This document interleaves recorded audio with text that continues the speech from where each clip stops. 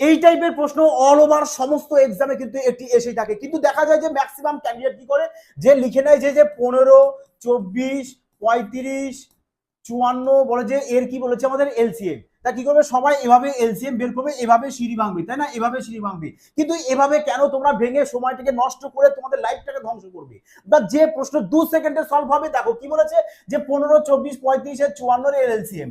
LCM বলতে কি বলবে যে ক্ষুদ্রতম কোন একটা সংখ্যা, যে সংখ্যাটা 15 দিয়ে ভাগ দেবে, 24 দিয়ে যাবে, 35 যাবে এবং 54 দিয়ে যাবে।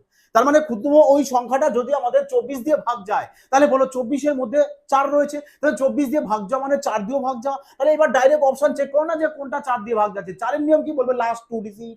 তাহলে বলো লাস্ট 2 ডিজিট কি 4 দিয়ে ভাগ যাবে, যাবে না, কাটো। 4 দিয়ে ভাগ যাবে, যাবে না, কাটো। 4 দিয়ে ভাগ যাবে, ইয়েস যাবে, কারেক্ট আনসার। তাহলে অপশন ডি কে ক্যান্সেল আউট করে দাও, ব্যাস। এভাবে না, চুটকির মাধ্যমে ইউই ম্যাথ এক্সামে সলভ করতে হয়। যদি টিপস ভালো লাগে তো অবশ্যই এটি পেয়ে আসা কমেন্ট, লাইক এবং চ্যানেলটিকে সাবস্ক্রাইব করতে